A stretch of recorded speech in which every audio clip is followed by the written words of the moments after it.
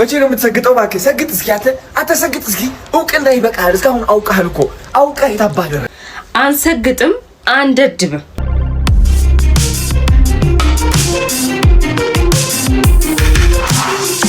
ከሰሞኑን እንደተመለከትነው ማህበራዊ ሚዲያ ላይ በስፋት እየተዘዋወረ የሚገኘው ሰግጥ ፈምስ የሚል እንቅስቃሴ በተመለከተ የወንጌል አማኞች እና አገልጋዮች ቁጣቸውን በመግለጽ መንግስት በዚህ ጉዳይ ላይ ጣልቃ በመግባት እንዲያስቆም በይፋ እየጠየቁ ይገኛል።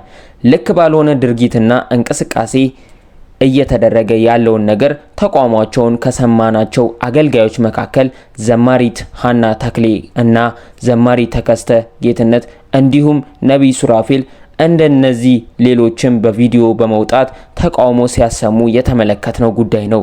ታዲያ በዚህ ጉዳይ ላይም አዶናይ ከደቂቃዎች በፊት በቪዲዮ መልእክቱን አስተላልፏል። እኛም ቪዲዮን ይዘንላችኋል። ቪዲዮን ላይክ በማድረግ ይጀምሩት። ቪዲዮን ተከታትለን እንመለስ።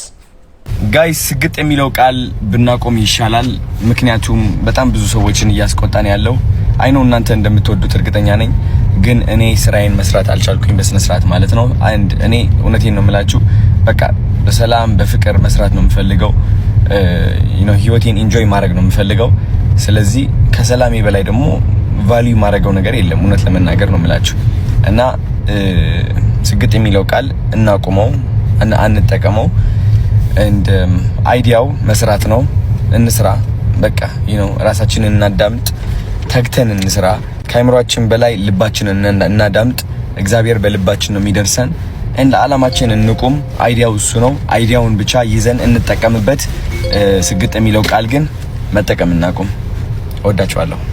እንግዲህ ቪዲዮን እንደተመለከታችሁት ነበር። የወንጌል አማኞች በዚህ ጉዳይ ላይም ተቃውሟቸውን ሲያሰሙና የነበረ ጉዳይ ወጣቱ ከተለያየ ወሬ እና ግሳንግስ ሐሳብ አንስቶ በእግዚአብሔር ላይ እንዲሁም ትኩረቱን በቃሉ ላይ እና በጸሎት ላይ እንዲያደርግ በማሰብ የተጀመረ እንቅስቃሴ በተቃዋሚ ሰዎችም ወይም ብዙ የወንጌል አማኞች በሚያውቋቸው ሰዎች እየተገለጸ ነው። ሃና ተክሌም ከ5 ቀናት በፊት ወጣቶች ሆይ እባካችሁ ንቁ፣ ነውር ክብር ከሆነበት ሰፈር ራሳችሁን አስመልጡ፣ ዓለም ለከንቱ ተገዝታ ነውር በክብር መልኩ እያለመመደቻችሁ ነው።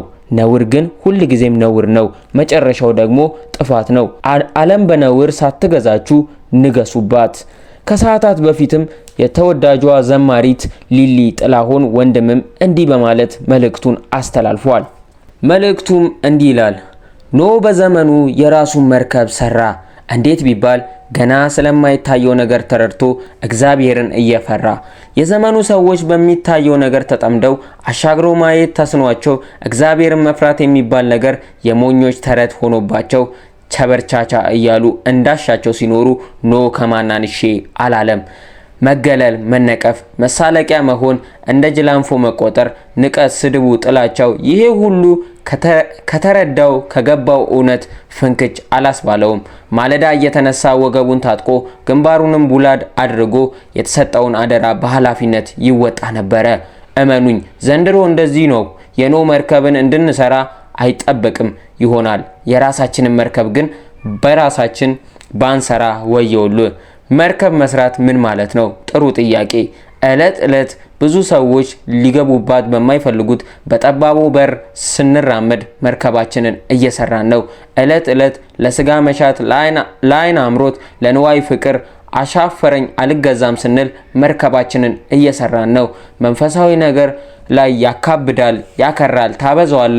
ሁሉ ጊዜ ጌታ ጌታ እንጂ ሌላ ነገር አታቅም። እንዲህ ስትባሉ መርከባችሁን እየሰራችሁ ነው። ከጨለማ ስራ ጋር አልተባበርም። አመጽን እጠላለሁ፣ ራሴንም ለጽድቅና ለእውነት ለቅድስና አስገዛለሁ።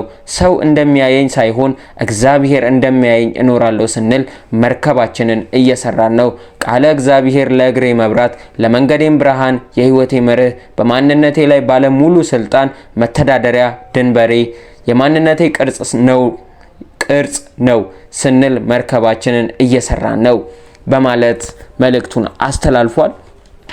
እንግዲህ ቪዲዮን ከወደዳችሁት ላይክ እና ሼር እንዳይረሳ። ለፋሬስ ሚዲያ ቤት አዲስ ከሆናችሁ ቤቱን ሰብስክራይብ በማድረግ ቤተሰብ ይሁኑ። መረጃ በፍጥነት እንዲደርሳችሁ የደውል ምልክቷን ይጫኑ። እኛ በአዲስ መረጃ ዳግም እስክንገናኝ ቸር ሰንብቱ እያልን ተሰናበትናችሁ።